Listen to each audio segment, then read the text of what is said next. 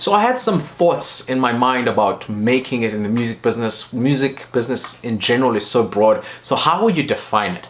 So I looked over at other businesses. Let me think of one, McDonald's, for example. McDonald's generally doesn't make the best food, but you know every time you go to McDonald's, you get the certain type of food. The employees are generally speaking not the most PhD or the masters, but anyone can work at McDonald's to get you that burger that you want. There's a process that is well defined to make you that hamburger. And on top of those hamburgers, you'll get managers that actually know the intricacies on how the processes work and what to do if issues arise and how to progress the store. Then you have the owner. The owner is the one with the capital, typically speaking, and the one who kind of understands the whole philosophy and ethos of McDonald's. And then you have the visionary, whoever came up with McDonald's. Now, why am I talking of McDonald's? If you move over to the music business, generally speaking, you have yourself producing, instead of hamburgers, you're producing the music. So anyone realistically can actually make music. They just have to sit down and record. There's a set process to make that, and then you have your product, the song, in general speaking, the song. Now, as a musician, independent musician, we try to do the whole process. So we mix and master. Well, we write, we record, we mix and master, we send it out for review, we get it back, we make the images, etc. And then we move on to release the song. We basically understand this process, but if I'm not in there, this whole process will not work, if I'm making sense. You know, if I'm sick one day, nothing in that whole process will happen. So this is the concept of where you might want to ask other people to do the different aspects of your music hustle.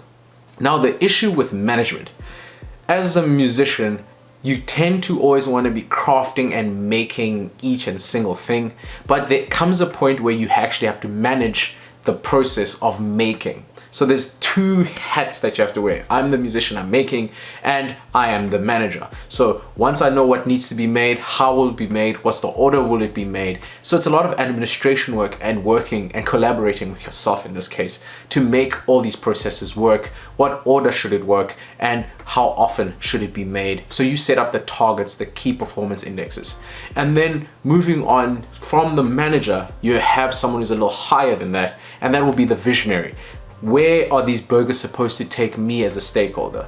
And this is where it becomes tricky for musicians. Musicians tend to be the craft people, the people that are actually making the actual food or music in this case. Very seldom they focus on the KPIs, the how many burgers are being made, etc. And then they expect to get someone to help them organize all that for them. But the problem is when you get a manager, you also have to have someone who's the Steve Jobs, for example, who sees the vision or where this ship is going. And unfortunately, in the music business, this has to be the musician. And if you do not have the direction that you want, getting a manager is pointless. So you have to create a management system for yourself. And then once you get that system, you understand from the visionary side of things where the system is going. The reason you want to do this particularly for music is because as a musician, there are so many jobs you can do. So if you don't decide, okay, this is what I'm making, then you will see yourself dabbling in all sorts of directions. As a musician, you can be a stage performer, you can be a session musician, you can be someone who writes, you can be someone who's a ghostwriter, someone who notates, someone who's a publisher. So since there is so much going on in the music industry, you kind of have to figure out what is it that I want to do as a musician. And once you've pinpointed, okay, let's say I want to be a sync musician, how do I get to the process? How do I manage this target? So if you're making sync music, for example, how many albums will I be making? What genres will I be making? What samples or sounds or references will I be making? How many albums will I be doing? How many tracks will I be doing per week? And then you structure the business so that you can achieve the output, which is 4 albums per year. These 4 albums will go somewhere else, which is another sub process that you have to manage yourself. So this is a very detailed of how you actually need to think of it as a business and not just as the crafts person. There's a book that I read called The E-Myth, and they've actually kind of broadly open the way a business generally speaks. There's 3 tiers. There's the visionary, there's the manager, and there's the craftsperson.